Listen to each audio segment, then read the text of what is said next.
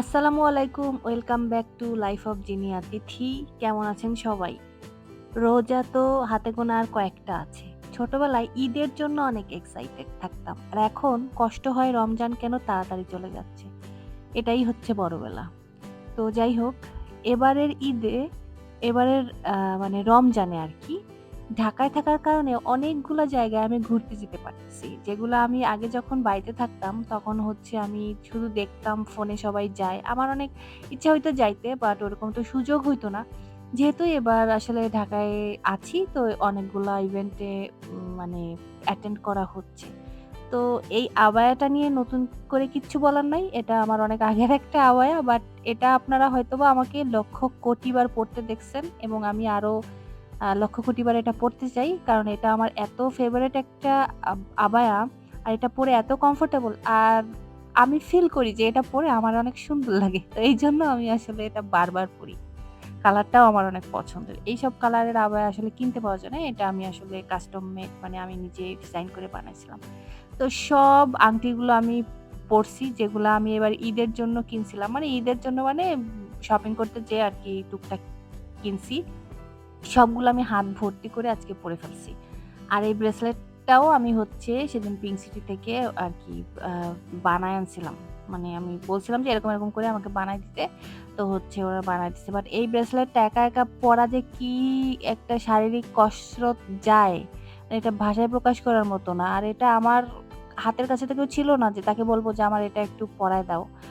তো একাই মানে কয়েকশোবার আমি চেষ্টা করার পরে, তারপরে আমি এটা সফল হইছি। আমি প্রত্যেকবার ভাবছি যে, ঠিক আছে এবার লাস্ট, আর চেষ্টা করব না। আমার লেট হয়ে যাচ্ছে, এটা আমি পড়ব না। বাট এটা আমার এত সুন্দর লাগতেছে ইদানিং, পড়তে ইচ্ছা করতেছে। সবকিছুর সাথে এটা যায়। তো যাই হোক, ফাইনালি এটা হচ্ছে আমি লাগাইতে সক্ষম হইছি। দেন আমি হচ্ছে পুরাই রেডি। তো আ আর এই ম্যান্ডেটরি শুটটা, যেটা হচ্ছে আপনারা লিফটে সবসময় দেখেন, আমার সব ভিডিওতে এরকম একটা শুট থাকে। এটা আমার ফেভারিট। কারণ এটাতে ভাই পুরা মানে ড্রেস আপটা দেখা যায়। মানে ফুল গেটআপটা দেখা যায়। তো যাই হোক, চলে আসলাম হচ্ছে প্যারাগন ইভেন্টের গুলশান শুটিং ক্লাবে, যে ইভেন্টটা হচ্ছে। আপনারা যেতে পারেন। মেবি ১৭ তারিখ পর্যন্ত এটা থাকবে। তো ঢুকেই হচ্ছে কতগুলো স্টল ছিল যেগুলো আমার কোনো কাজের না। থ্রি পিস শাড়ির ছিল, আমি ওগুলোতে ঢুকিও নাই। বাম হাতে দেখলাম একটা অ্যাক্সেসরিজ এর স্টল, যেটাতে মানে আমি গেছি এবং টুকটাক জিনিস কিনছি। আমি একটা হ্যান্ড চেইন কিনছি। এখানে অনেক সুন্দর হ্যান্ড চেইন ছিল। তো আমি মানে ইদানিং অ্যাক্সেসরিজ গুলা একটু বেশি মানে চোখে পড়তেছে, কেনা হচ্ছে।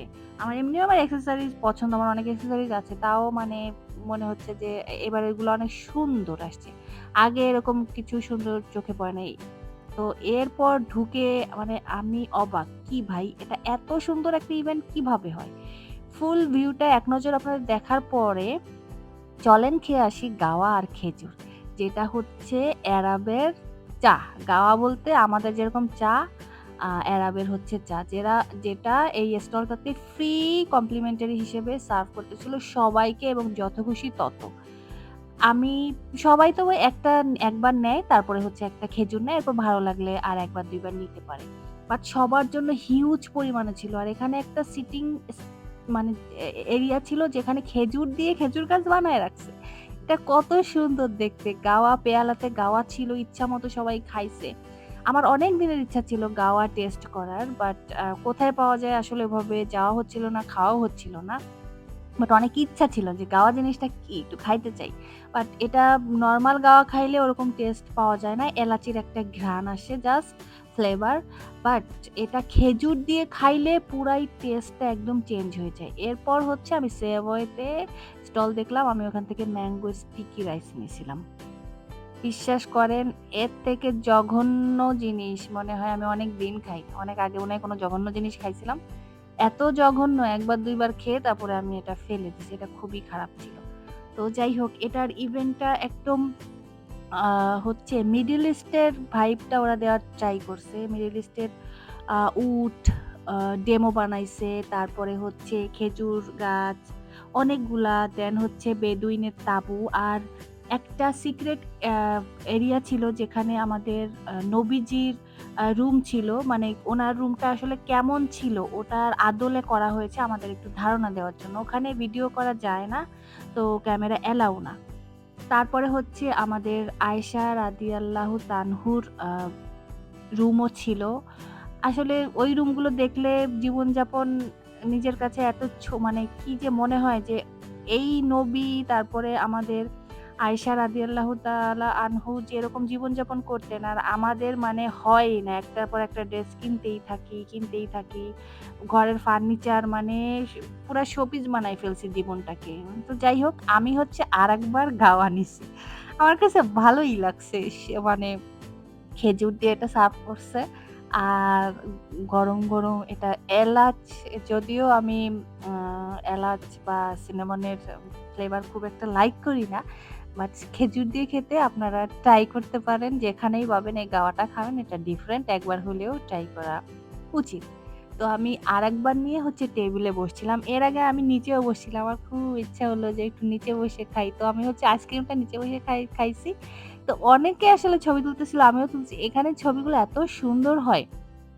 তো যাই হোক যা বলছিলাম, এটা একটা ইসলামিক ইভেন্ট ছিল। ইসলামিক স্কলার্সরা বাংলাদেশের এই ইভেন্টটা মূলত আরকি এরেঞ্জ করছে, যেটা প্যারাগন ক্যাটারিং এর মাধ্যমে এরেঞ্জ করা হইছে। তো এখানকার মানে পরিবেশটা একদমই অন্যরকম। মানে মনেই হচ্ছে যে দুবাইতে চলে আসছি, মনে হচ্ছে যে সৌদিতে চলে আসছি। আর এখানকার সব স্কলার্সরা বড়, বড় জুব্বা পরে, তারপর মাথায় পাগড়ি পরে স্টলে ছিল, তারপরে স্টেজে ছিল। এটা মানে এটা আসলে এখানে না গেলে বোঝানোই যাবে না। আমি মনে করি যারা আমার ভিডিওটা দেখতেছেন এবং সুযোগ আছে যারা ঢাকায় থাকেন তারা এই ইভেন্টটাতে যেতে পারে। এটাতে কোনো এন্ট্রি ফি নাই। এন্ট্রি ফি নাই আর ফুড খুব একটা ভালো না। আপনার আমার মনে হয় যে আপনারা যেয়ে ঘুরে দেখতে পারেন, গাওয়া খেতে পারেন। ফুড ট্রাই করার দরকার নাই। খুব একটা যে টাকা খরচ হবে তা না। বাট এটা একটু ডিফারেন্ট কোনো আইডিয়া নেওয়ার জন্য যারা ওইভাবে দুবাই, সৌদিতে যায় নাই, দেখে নাই মিডল ইস্টের জীবনযাপন বা মিডল ইস্টে কি হয়। তো বা মিডল ইস্টটা কেমন? তো এইখানে গেলে অনেকটা ধারণা পাওয়া যায়।